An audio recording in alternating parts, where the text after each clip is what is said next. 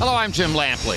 Former Olympic gold medalist Yuriorkis Gamboa burst into professional boxing with considerable fanfare several years ago after defecting from Cuba. He quickly became a star in the featherweight division, winning 2 world title belts. But in recent years, Gamboa's career has foundered amid business difficulties so onerous that he has appeared in the ring only once in each of the past 2 years. On June 28th, Gamboa will try to elevate again as he goes to Omaha, Nebraska to challenge world lightweight champion Terrence Crawford on his home turf. Here now, Yuriorkis Gamboa's greatest hits. October 2008. Gamboa put his 11-0 record on the line against Marcos Ramirez. The underdog Ramirez was eyeing an upset in the opening round. And Gamboa goes down for the 3rd time in his career. When Ramirez is coming across to the right hand, the elbow kind of slips out. Gamboa definitely got caught with that on the chin.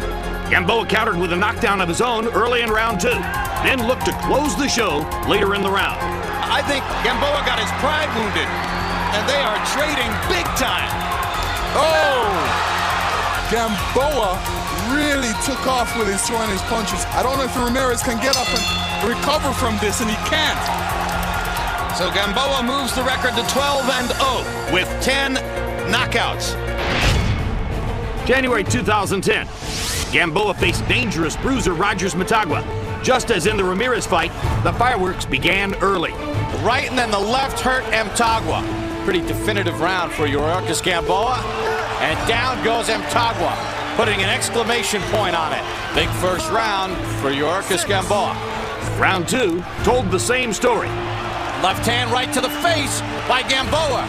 Combination to the head. Oh, left, right, hurt him. Good left hand to the body, right to the chin. Down goes Mtagwa. Gamboa's too sharp right now. Target practice for the Cyclone of Guantanamo. Good stoppage by referee Steve Smoger, and a sensational performance from Gamboa. Too sharp, too quick, too powerful. March 2011. Following a victory over Orlando Salido, Gamboa put his featherweight title on the line against Jorge Solis. Gamboa wasted little time, turning the fight into his own personal highlight reel. Oh, right hand puts down Solis. And there's the speed and the power of Gamboa. This the Gamboa we want to see. A guy who gambles and goes for the knockout. Gamboa just picking apart Jorge Solis. And down goes Solis. And that is the end of round number 3. Oh, right hand puts down Solis. 4th time he's been down. Solis off balance. Gamboa trying to measure him up and comes in with power shots again. Left hand hurts Solis. Right hand combination. Down goes Solis. David Field stops it here in the 4th. That's the Gamboa we were all waiting to see. This is a coming out party for him, I think. September 2011. Gamboa faced off with hard-hitting Mexican Daniel Ponce de Leon. Gamboa's speed kept the dangerous southpaw at bay. Good right hand by Gamboa. De Leon walked right into it. Oh, what a right hand by Gamboa. Gamboa's dominating speed advantage is beginning to show up. Hard right hand by Gamboa momentarily wobbled Ponce de Leon. While Gamboa landed the right hand at will throughout the fight, he could never put Ponce de Leon on the canvas. The action came to a halt in round 8. Their heads come together and clash, and there's blood above the left eye of Ponce de Leon. Accidental headbutt. Conventional fighter against a southpaw, both guys trying to be offensively aggressive at times.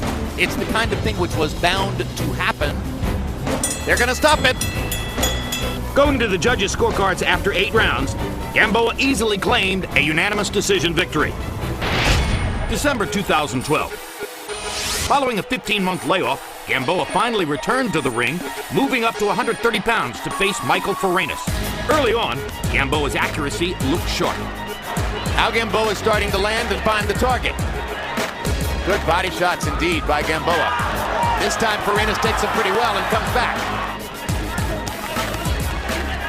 Down goes Forenas on a combination by Gamboa. It wasn't that hard of a punch, but I think Forenas just did not see it coming.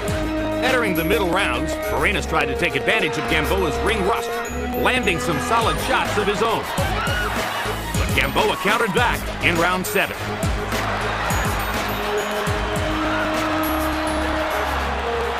touched his glove to the canvas. That's a knockdown for Gamboa. Second knockdown of the fight. And Gamboa came out this round like he intends to get him out of here this round. You better be careful.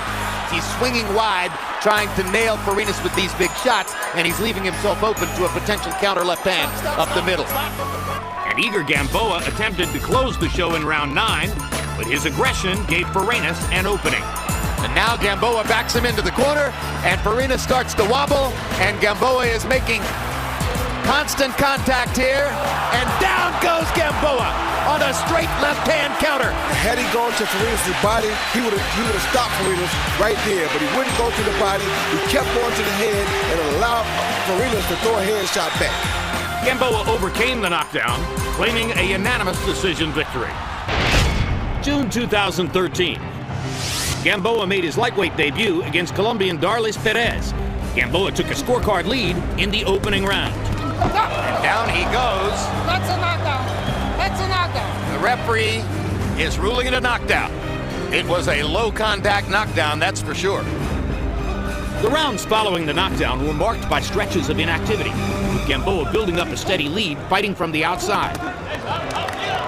In the later rounds, Perez began to find his timing and attacked in round 11.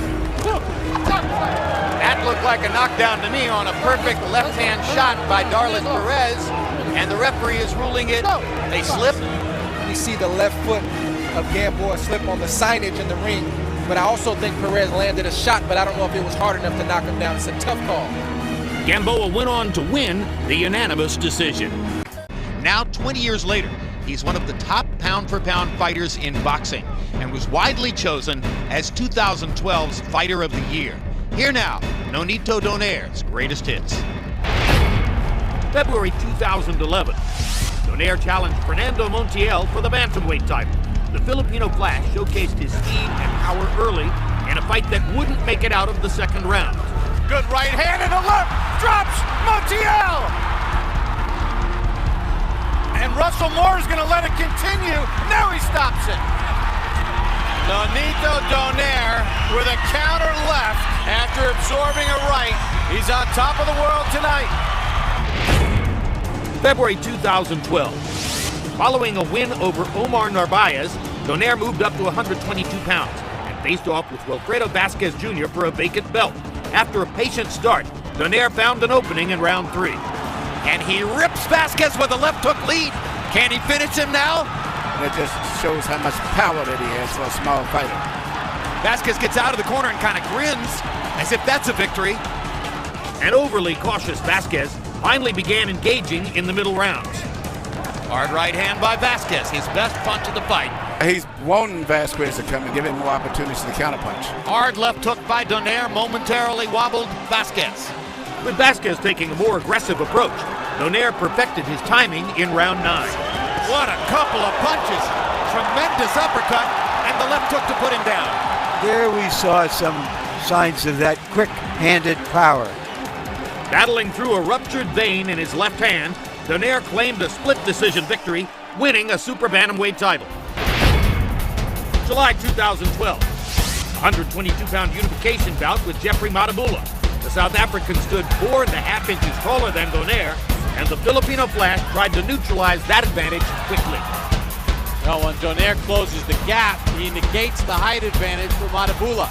And that's what Nonito has to do. Just get close to him and put those big punches on him and try to get him out as quick as he can. Matabula was willing to trade inside with Donaire, but left himself open at the end of round 4. Go! Left hand! Drops Matabula. First down in his career. He's been down on the canvas, a left hand near the end of round 4. Bouncing back from the knockdown, Matabula kept up an active work rate, but Donaire continued to land the bigger shots, wearing his opponent down in the championship rounds. See what happens when he uses this jab. Sets up the right hand there.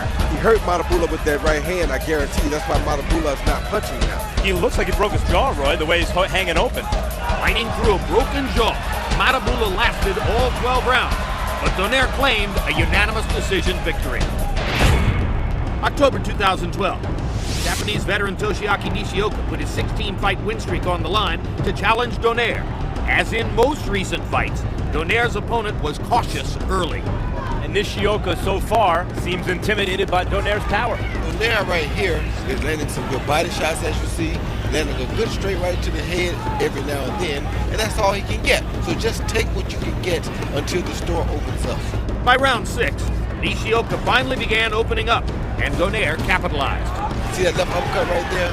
That's the shot because he's holding that right hand on. Oh, Nishioka down. Short shot inside. Right hand over the top, straight right hand. Nishioka says, bring it on. Left hand from Donaire. As Nishioka chose to engage, it became apparent he couldn't compete with the power of Donaire. There they go, opening up power shots. Left hand to the body by Donaire scores. Nishioka steps in with a combination. Oh, down goes Nishioka from a counter shot. Now the referee steps in and stops it. Nishioka's corners jumped in to protect him. Anytime he chose to truly fight back, he got dropped. December 2012. Donaire's 4th fight of the calendar year saw him squaring off with Jorge Arce. The Mexican veteran had built his career on entertaining action fights, and Donaire was happy to engage in round 2. The left hook upstairs, and there goes Arce to the canvas on a quick, short, straight right hand. The aggression of Arce played right into Donaire's hand, bringing the night to an end in round 3. And here's Donaire looking for the knockout, and Arce's down again. Second knockdown of the fight for Nonito Donaire, and Jorge Arce is rubbing a glove against his left eye. Good right hand by Donaire, and another left uppercut. And down goes Arce on a brilliant left hook, and that just might be that, and it is. He has one of the best left hooks in the business today. When he hits him with that, it's usually lights out. Nonito Donaire with his 4th win of 2012.